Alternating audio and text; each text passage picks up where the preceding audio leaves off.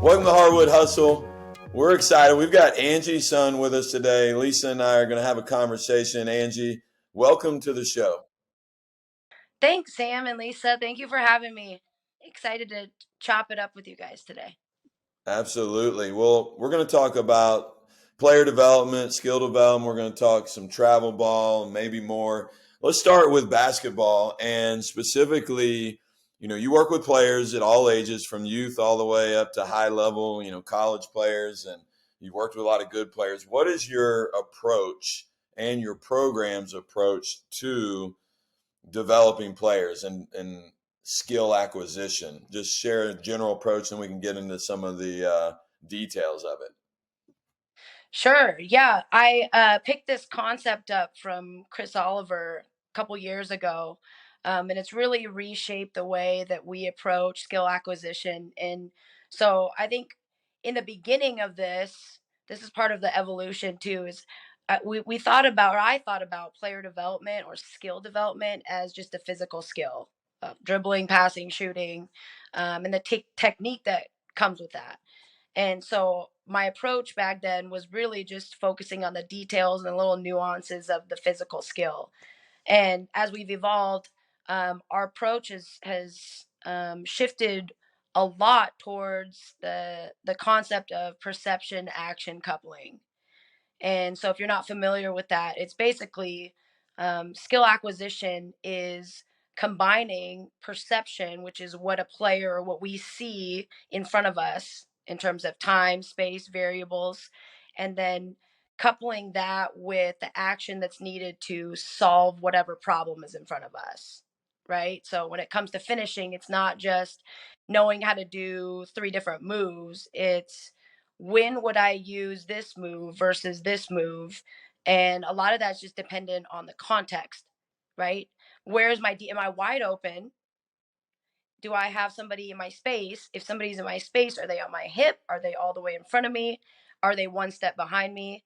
Those variables um, all change like what we're doing in terms of a skill. And so we just try to make sure that our approach anytime possible, which is all the time, involves both parts where we're giving the player something that they have to perceive in terms of a variable, typically this defender, and coupling that and asking them questions about, okay, what could you do right here, and help them use whatever physical skills they have or working on to problem solve.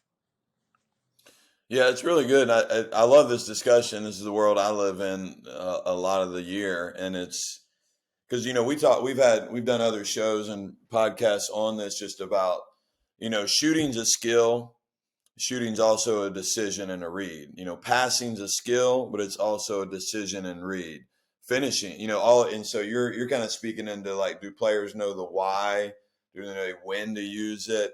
And so if Lisa and I were to walk into your gym and watch a practice or a training session, and I don't, yeah, I'm really curious to hear your thoughts on this. What would we see in terms of how that plays out? And let me be specific. Like, are we going to see you using a lot of like one-on-one, two-on-two games to develop the skill? And then are you using that to what I say diagnose and prescribe? Meaning, okay, we're going to play this 3-on-3 game. This player doesn't do this well. Boom, we're going to stop it here in 5 minutes, and then we're going to go do volume skill work on that skill. Or that's just one example. That may not be anywhere remotely close to what you do, but how do you progress through skill acquisition and player development? Yeah, we do as much as we can live. Live just meaning in situations where you're very rarely on air, unless it's something that unless we're teaching a technique or specific footwork and we see that the players we kind of need to go back and isolate a skill or maybe correct their footwork to help them be more efficient. But there are a lot of times where we just go right into live stuff. So if we're working on finishing after we warm up and get a dynamic warm up in and or play a tag game, then we go right into a finishing drill. But instead of doing it 5 to 10 minutes on air, we go right into live defender. And so a lot of it's guided defense. And then a lot of it, what we're kind of trending towards is just have them start in a game right away. Have them start in a 2-on-2 or 3-on-3 game right away, and almost working backwards from there. And so as coaches, we can gather a lot of feedback from where we need to start based on what we observe when the kids are playing, if that makes sense. So yes, if you're walking into our gym, you'll see a lot of playing Hmm. is what you'll see. And then when it's needed, when it's necessary, we will stop and teach. And then that's when we feel like, hey, for example, hey, we're having a real big issue squaring up against pressure. And so that's affecting our ability to hit a cutter now because we're not faced up. We will then maybe let that drill finish up. We're playing to 5 or 7 point short games. And then in between games, we might take a couple minutes and break down, hey, when somebody's in your space, instead of being rushed or stood up, how can we get our bodies in a position where we square up and we can see what's happening. So, yeah, I would just say like a ton of live stuff. And when we feel the need to, and it really is a feel. Some days we have a plan of, hey, we're going to do this, and we'll jump right in, and we may see something completely different and go, hey, we actually really need to. This is the problem that we need to help them find solutions to, and we can do breakdowns from there. Yeah, and that requires to me. I love what I use that approach a lot too, where you just use the game to allow them to work through their understanding, and I think you use the word solutions. But back to what I was trying to say is I think that requires a high level of skill by the coach to properly diagnose it, because I think sometimes coaches improperly diagnose a problem and then they prescribe the wrong medicine to it. And I see that mistake. Or you get so glued to your training plan or your practice plan and you don't know how to deviate from it when needed. And what you're saying is, no, we're gonna play a game, and the game will reveal and expose the things that we need to work on. And I believe that to be really true. But I do think it requires like, and so that can be a challenging thing. And you're running an organization where you have a lot of different trainers and coaches to carry out whatever those players in that gym need that day. So how do you coach your coaches or train them to look for the things that you see? It's ongoing.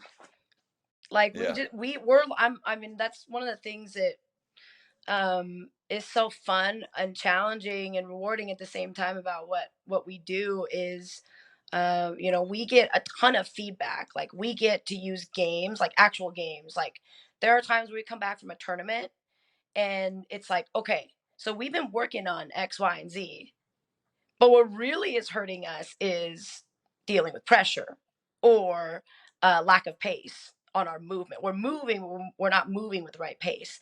And so I think in terms of coaching coaches, we coach each other, and there's a real collaborative effort within our staff where, hey, like it's just conversations, ongoing conversations, um, and debriefing and going, hey, what do the players need from us the most right now? Where are we at? Where are our kids demonstrating where they're at? And then yes, we would like to be further along, but let's meet them where they're at based on their performance in games and just things that we're seeing as they come up.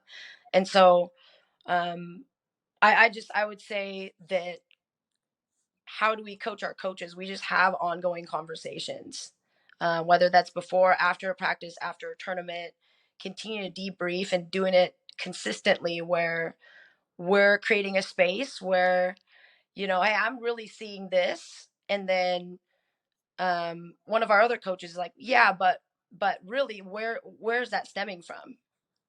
And then Yeah. we just chop it up and kind of go from there. So I'm also really like want to shout out our coaches. Can I shout them out really quick?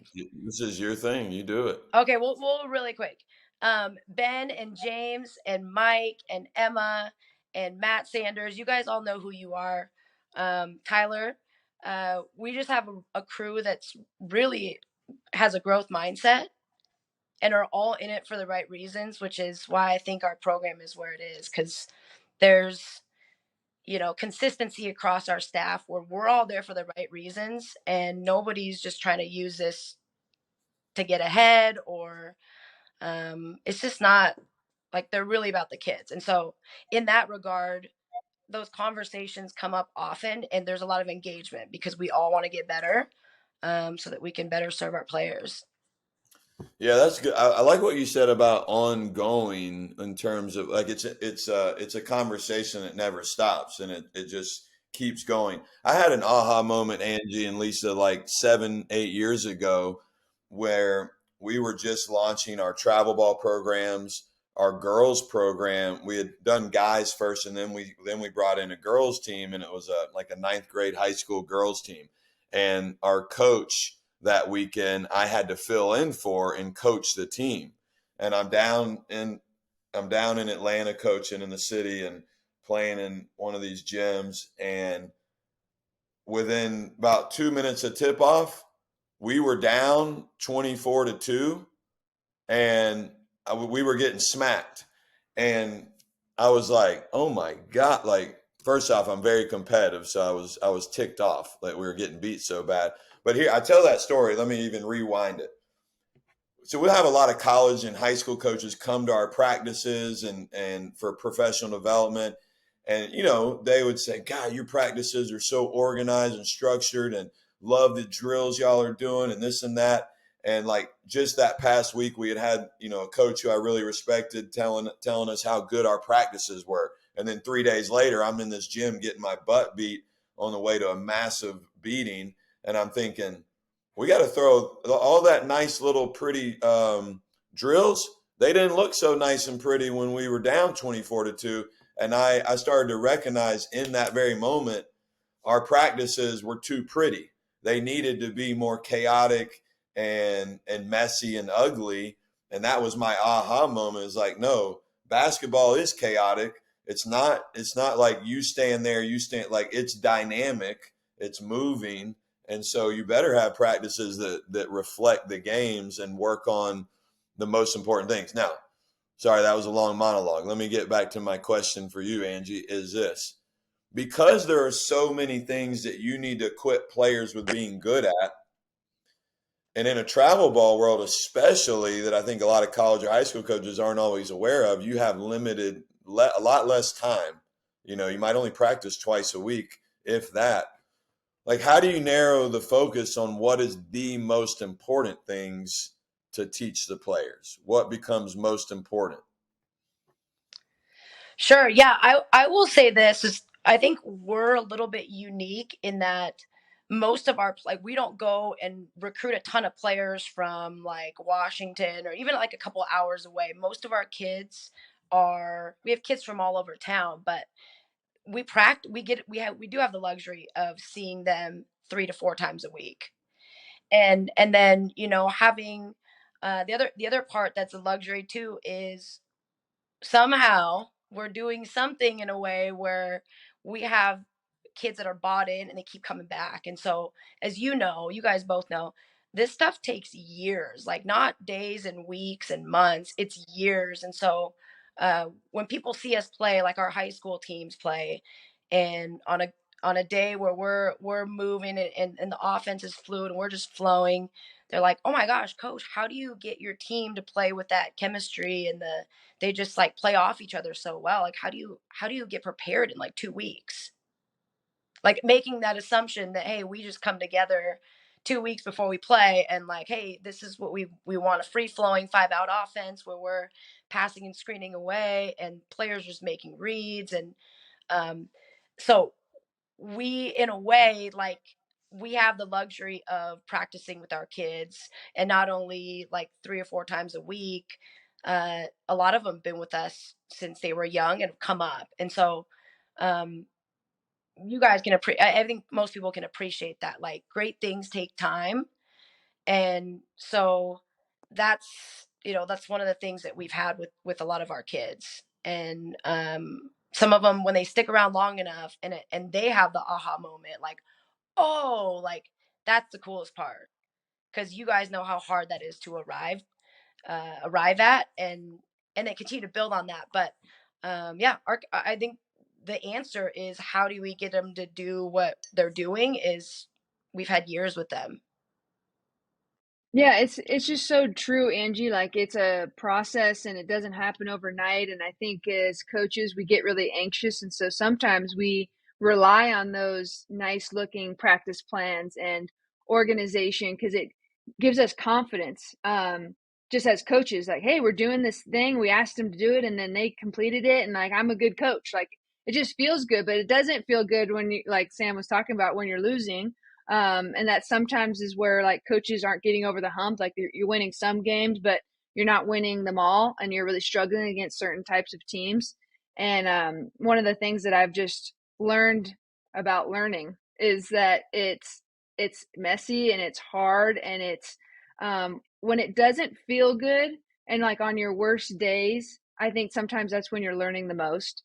And I think we have to be okay with that. And I was just thinking of asking you about how do you evaluate your practices? You know, like let's just say if it's allowed to be messy and you're talking about playing a lot of games and just reflecting back on a session, all those conversations you're having with your coaches, and you're thinking, okay, was today a good day, or wow, we screwed up today as coaches, we need to get better. Like what are the things you're evaluating in your practices to be like, this is like what we're aiming for? Because again, sometimes it's not on the results, right? So I'm just curious, like your process on thinking about that. Yeah, we just started doing this 2 weeks ago. When we came back from a tournament, it was okay. Like, we are not serving our kids well because we lost some games that we shouldn't have lost. And so that's on us. And so what we started doing is, it sounds so simple, but we just went back to the foundation. Okay, like, yes, we're going to play. We're going to let them play today, but the objective is not just to get in shape from high school season anymore. It's now to go, when we're playing, what 2 or 3 things are we really keying in on and emphasizing?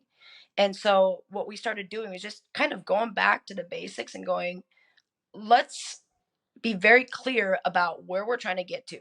If we're trying to be a finished product for this group, playing our best basketball in July, here's where we're at. We're at step one, and here's step two, and then here's July. And so going back, here are the things that we need to work on in this step if we want to be where we want to go in July, right? And so then even going further, identifying, like, I'll just give you an example. 3 things. So first thing is shot selection. Right? We really need to have some clarity on that, because I feel like we're settling for, you guys, PGC. We use a ton and steal a ton from PGC. Um, but we need to be intentional about our shot selection. Second thing is, we need to set and use screens way more efficiently. Like, we're not really catching a body on away screens. And then the person that's using the screen is not setting their player up. They're not being patient to receive a screen. And so we're really having wasted movement when we're playing.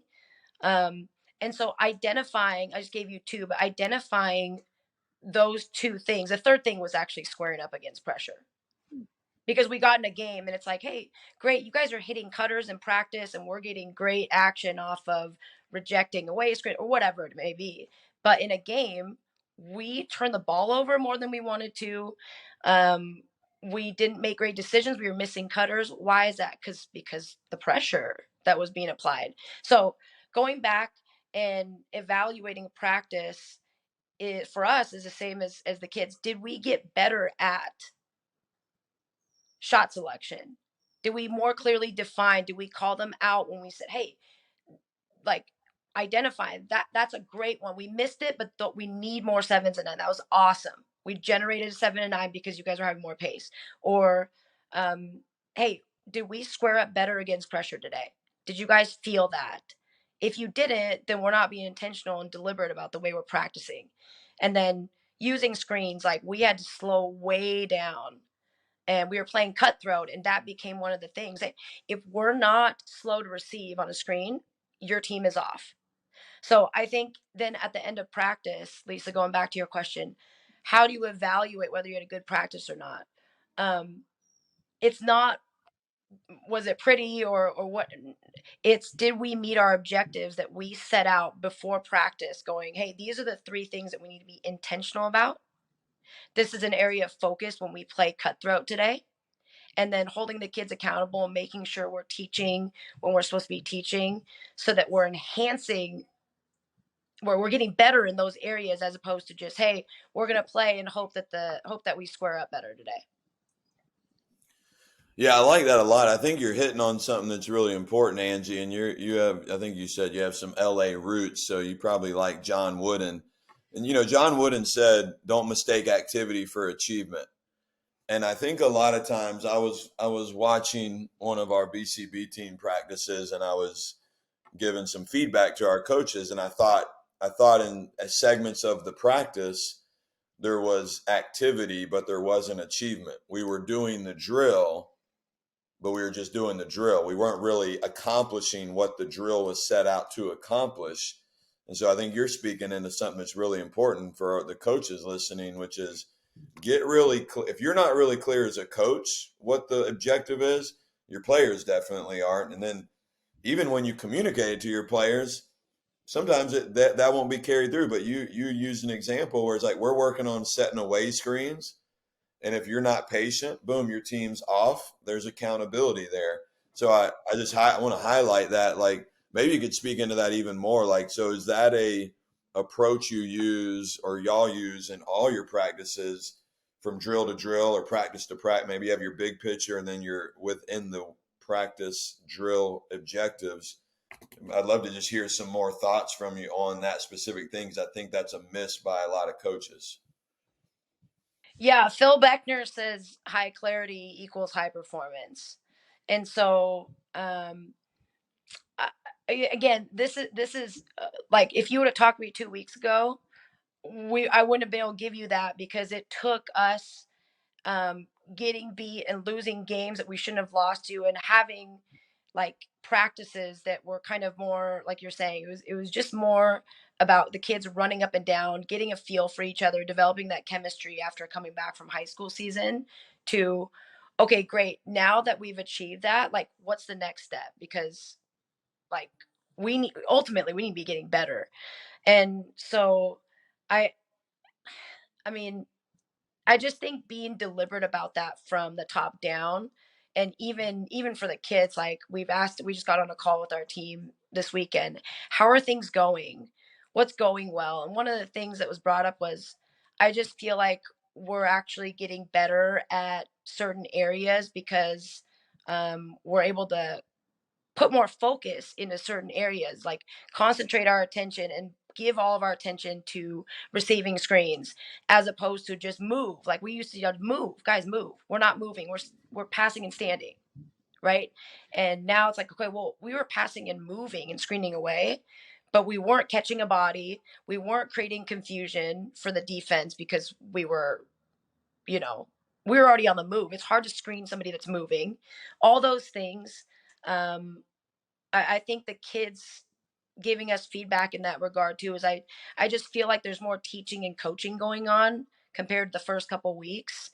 And so, I don't we don't definitely don't have it all together. And even speaking to your point, Lisa, about in chaos and in messiness is when the most growth happens, even if it doesn't feel good. Like, there were days, or just in practices, where I'm like, no, like, why don't we get it? Like, why aren't we getting it?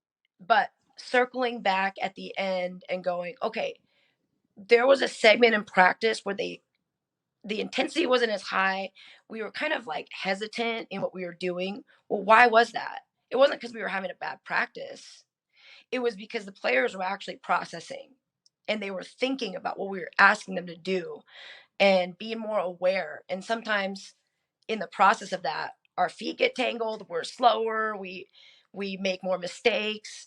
But also just recognizing, like, hey, it didn't look good and it didn't feel good, and they probably were frustrated at times, but that's part of the path, and that's part of the process. And so when people say trust the process, I think like those are the moments where you need to actually trust, right? When things are going well, it's like, well, yeah, of course we trust the process. Things are going great. But when the process starts to look like this, maybe even a couple of steps back or 2 steps forward and 1 step back, those are the times that we really have to go, hey, even reminding the players, this is part of it. It's okay. How many of you feel frustrated? Everybody? Yeah, me too. But that's okay. We're right where we're supposed to be, and then just continue to chip away at it. Yeah, so Angie, let's talk about that like process. So in the travel ball world, and I live in this and have in the last several years, is and TJ's doing it now too, so he gets a little of it. But it's like it is we are in a transfer portal age, and when I say that, I mean if things aren't going well, it is much easier to jump ship for players, for coaches, for parents that are listening that have a job. There's another job you can go to, and that can be all healthy stuff. The unhealthy part of it is that you doesn't allow someone to work through some tough times and adversity and build that toughness, I guess, lack of a better word. So my question is, in your world of travel ball, when things aren't clicking and you are working through the process and you can sense one of your players or a couple of them you're not sure if they're all the way bought in, or maybe mom or dad or uncle's in their ear. Talk to us about how you damage control, how you work through that to keep them moving forward with the team. Yeah, that's tough. I mean, again, always just learning as we go. But I think one of the things after you've done this long enough and you've seen the process through, where we've had like a sixth grader come through and now they're on the other side of it. They just graduated from college, and having players that have gone on and played at various levels, including the Power Five, and then some of them are playing professionally right now, seeing their process and getting to use them as an example or a story for the ones that are in the thick of it right now, that are going through what this player already went through and are on the other side now. I think that's helped a ton, just being able to see, okay, like, because there was a point where I didn't even know. I'm like, am I why okay, so and so left. What am I not doing? What are we doing wrong? And but then you go through it, and one, we're not for everyone. We tell people that immediately. And so I'm not saying we're right or wrong. It's just the way that we've learned to adjust our philosophy based on our experience. And the kids that have gone on to the next level and been successful, that went through the same struggles, we now have a little bit more confidence because we've seen that process through. And so being able to use their stories and other players' experiences, and how we help them navigate through this, and hey, you can make it. Like, this works. You have to trust, and to be able to have something tangible, and to have players that they know and they saw growing up, maybe we're in the gym with, being able to come back and share some of those experiences, I think really helps the buy-in too. I appreciate you saying that, because I think that shows a level of vulnerability. Like, you do as a coach, if you have a player leave your program or is unhappy, or you get the parent email and it's going to be a fracture a little bit on the ego. And you're like, am I doing something wrong? I think any good coach is always saying, what could I do better? What did I do wrong? But then you have to be careful not to go too far down that road, because then you could lose confidence as a coach. But there's a fine line there. So I appreciate you sharing, like, there is that vulnerability piece, but then you go through those trials and tribulations and know, hey, we're going to be okay. But a younger coach who hasn't been through it, that can be a harder thing because they haven't gone through it enough, right? So I think I appreciate you sharing that. Angie, we had a conversation a couple months ago. You'll probably remember, it was a very long lunch. And we talked a little bit of just about, talking about high clarity equals performance, but we also know, like, there's a lot more into performance when it comes to confidence. And like we've talked about trust. And sticking to the process, and I think just being in the right environment with your coaches and your teammates. And so maybe I'll let you tell the story a little bit, but you had told me about a situation where you had two teams play each other in your program, and you didn't coach them. Could you speak a little bit about that and what you learned, and maybe even since then what you've reflected on in terms of just how your players perform well with coaching or without coaching? Yeah, that was a long lunch. Yeah. But we gotta share some stories, which is great. Yeah, this past winter season with our youth teams, we ended up having our seventh grade team and then one of our eighth grade teams play. They ended up running each other in the same division, playing for the championship. And so as a staff, it happens. It's not the first time it's happened, but we were kind of stressing out, like, okay, well, who's gonna coach who? And like the kids were like, who's is you know and it's just always kind of creates some tension, right? Like anytime your teams play each other, you're like, is this even, like, it's like a lose-lose, like somebody's gonna be upset. um but so we decided as a staff, hey, this let's take this opportunity and let the kids coach themselves. And so instead of us coaching against our own teams, we told the kids, hey, we will be there to help you sub with rotations and stuff. But in the first half and then the second half, we want you guys to be able to take some of this on, have ownership. And it started off as we were just trying to dodge a bullet. Like, okay, let's try not to. We don't want to play favorites. We don't want to coach and like get into conflict. And so it's kind of our cop out. Like, well, we'll just let them coach themselves. And what we found was the kids started off, and it was a little bit, kind of like new for everybody. You could tell people were like, wait, what are we doing? Like, really, nobody's gonna be coaching us? And we were there watching. But after the first couple of possessions, we started flowing, and both teams were playing some of the best basketball that we've seen from them. And so us as coaches, we had one person standing one end, two of us sitting next to each other. We looked at each other like, wow, like that was awesome. We read the tight curl, we or whatever, we executed big really well, whatever it was. And then the other team would come back down, and they were calling their own stuff and executing, and it was like, we're like, this is some of the best basketball we've seen from our kids all season. And I'm going, what's going on? I'm sitting there going, what's different? And the thing that was different was there were no coaches on the sidelines.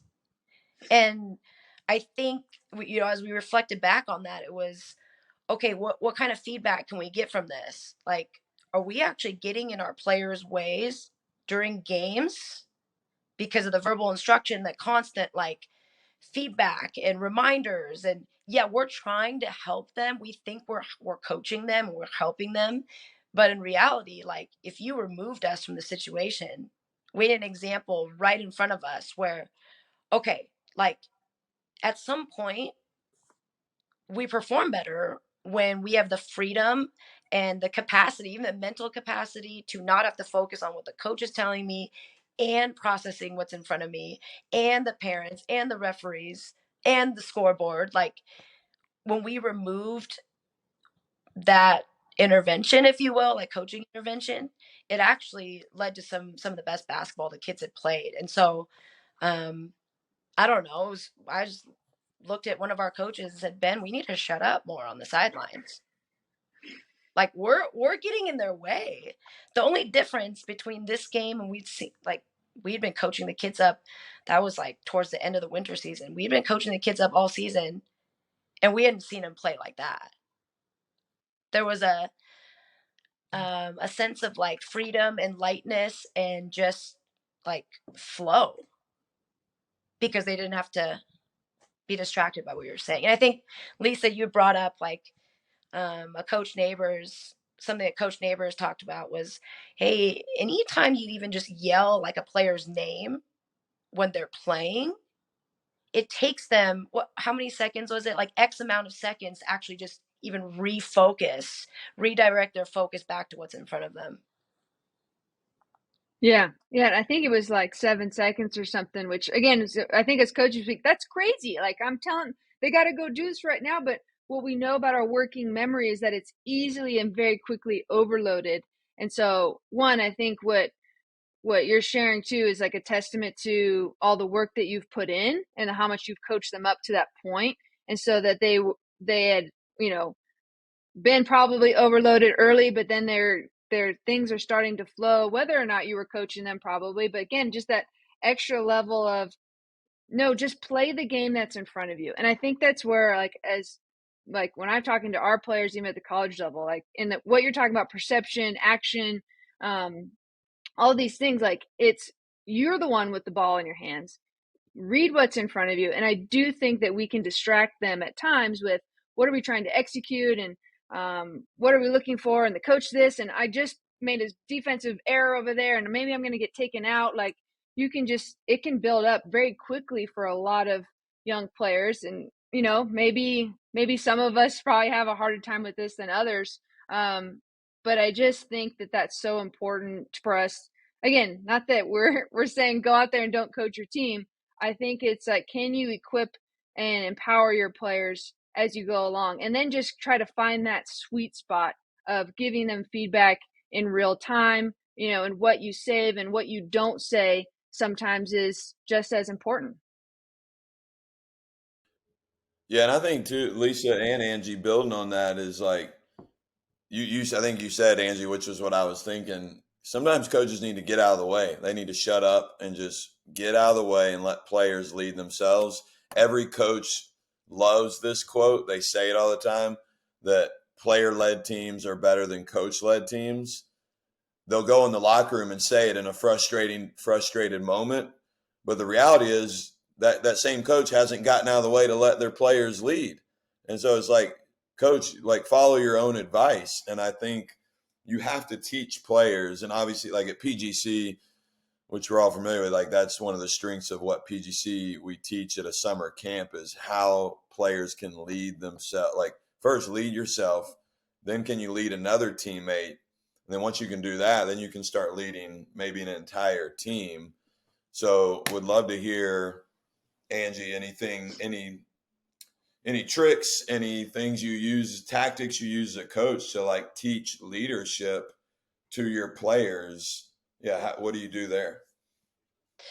I think it starts in practice and it starts in daily conversations. I think every coach and every player, like I think there's this overarching message to them all the time, like, hey, everybody, we all need to lead.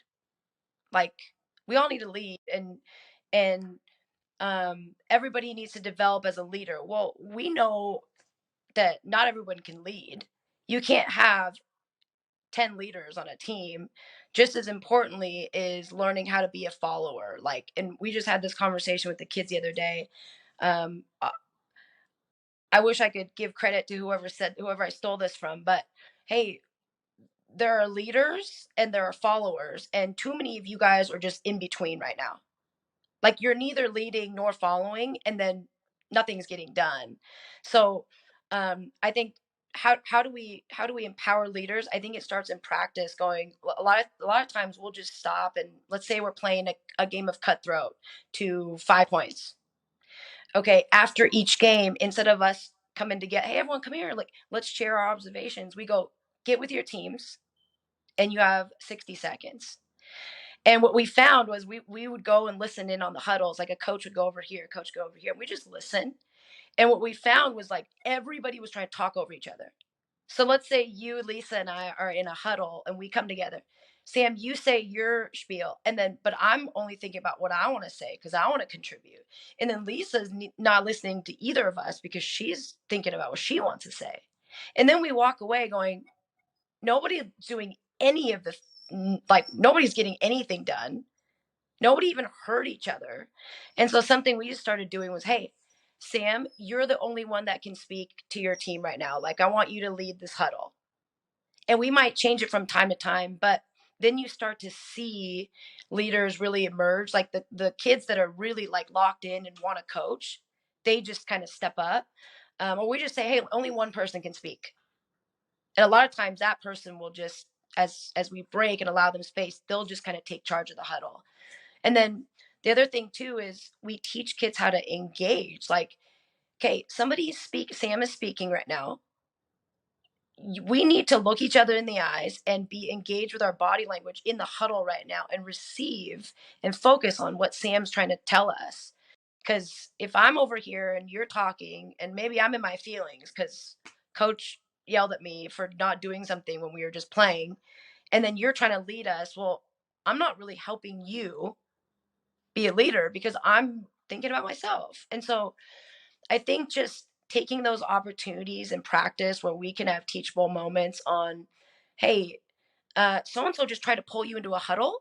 They were trying to lead, but again, you were walking into the huddle and it took that person like 3 extra seconds to pull you in. And now we've lost that opportunity to come together. And then, just I think in practices, giving kids multiple opportunities throughout practice to go, what are you guys seeing? Instead of us telling them all the time, is a test for them. What are they like? Are they using the same verbiage we are? Are they pointing out things that we as a coaching staff would point out that would actually be better received from each other than from us? And then, I don't know. I think teaching kids how to follow is also really important too, because we can't have leaders if we don't have followers. And so, what does it look like to be a good follower, be a good teammate? Like when your teammate is speaking, are you locked in? Like, and then are you having that person's back? Maybe they said a point that really resonated with you, instead of just standing there having like blank stare on your face in the huddle. Yeah, Sam, you're right. Like that's such a good point. And then the other thing, build off of Sam really quick, is yeah, we want to try to come together and hit screens, but the problem is the person that's receiving the screen is not waiting. So we need to be more patient, right? And now all of a sudden I'm backing you up, empowering you a little bit.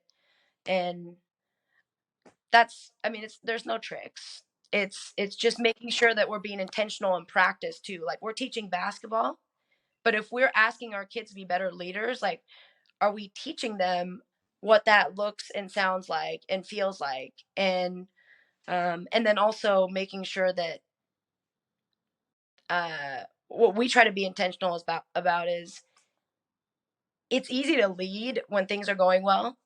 It's easy to be a great teammate and energy giver when your team's up by 20, but who are you when things aren't going your way? And so when we start to have really messy moments in practice, we just try to use that at, hey, do you guys feel this right now?